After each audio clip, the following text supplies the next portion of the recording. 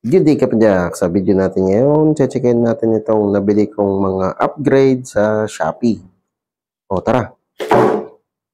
Kung bago ka lang sa channel ko, huwag kalimutan mag-subscribe at i-click yung bell icon para notified ka sa mga future videos ko. Iba-like na rin. So bumili ako ng bagong handlebar saka stem para kay Schwinn para magmukha na siyang enduro. Wannabe. Okay, so ang nabili kong handlebar ay Wake. Itong Wake handlebar na to, naiiba siya dun sa mga Wake handlebar na alam natin. Katulad ng ganito. So yung nakita ko siya sa Shopee, unang impression ko, mukha siyang pang enduro. Kahawig siya ng pot bar. May similarity siya sa pot bar pero hindi ito yung pot bar talaga na makapal, yung pang-enduro na 35mm. Dito sa video, sa camera, mukha siyang mataba talaga, di ba? Pag personal mo na siyang nakita, ganun pa rin siya. 31mm pa rin yung clamping niya, hindi siya 35mm. Ang rise niya, mid-rise. Meron din siyang konting back sweep. Ayan, nakikita niyo, medyo baliko siyang pag ganun. Saka meron din siyang konting up sweep. Slight lang. Ayan, kinan naman siya ng konti. Konti lang. Tapos, yung haba naman niya, 780. Hindi niya nakalagay dito. 780. Pero ito, puputulin ko. Masyadong mahaba para sa akin ng 780. Okay, so sunod naman natin i-check itong InSpeed short stem. Pinili ko 35mm. So, ito yung box niya. Ganyan lang. May picture lang ng short stem. Yun, no? So, pinili ko red para medyo contrast lang ng konti. Ayaw magpabukas ng plastic, Akin na yung stem ko. Plastic to. Yun. Kung di ako nagkakamali, meron din ganitong design si Hassens. So, yung kabila niya, baligtad yung InSpeed. Pagdating dito sa kabila, tama yung orientation. So, any orientation, pwede mo siyang ikabit. Ang hindi ko lang trip yung mga edges dito sa part na to. Masyado siyang makanto. Medyo matulis siya. Hindi naman matulis na nakakasugat.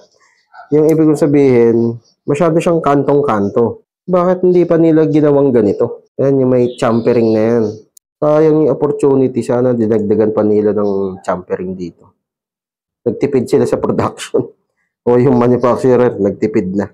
So, check natin yung mga bolts kung bakal o aluminum. So, ito, meron tayong magnet. And, ayun, bakal nga. Okay lang naman yung bakal. Huwag lang siyang mabasa or maipunan ng tubig dito sa loob ng bolt. Yan. Yun kasi yung nagkukos ng surface rust. Pero, syempre, mas matibay pa rin talaga yung bakal. Mas makunat yan. Hindi yan agad-agad bumibilog. Kasi sa aluminum na bolt. Lalagay ko sa description below kung saan ko siya nabili. So, kung natripan mo siya at gusto mong itry, yun, click mo lang yung mga links na yan. So, yun lang naman yung stem, saka yung handlebar. Tara, ikabit na natin.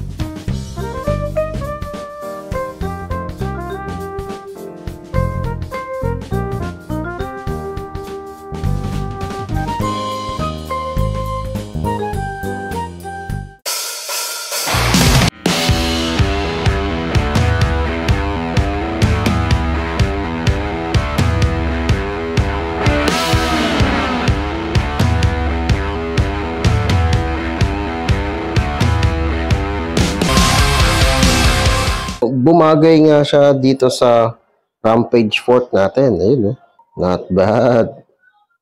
So yun guys, ang Wake handlebar, saka InSpeed short stem. O kung nagustuhan mo tong video na to, leave a like. O kung may katanungan ka pa dito sa stem na to, saka dito sa handlebar, comment down below lang. Nabubuang na yung camera ko sa sobrang init. So, yun lang. Ayos! O kapadyak, kung na-enjoy mo tong mga video ko, leave a like at i-share mo na rin sa mga tropa pips mo. Makakatulong ito sa channel. Kung gusto mo pa manood ng ibang video, ito, meron pa tayo. Hindi tayo nauubusan. Ayan, katulad nito, saka ito. Oh, nood ka na. Madami pa tayong mga video na i-upload. Kaya, mag-subscribe at i-click yung bell icon para notified ka sa mga future videos ko. Maraming salamat. See you next time.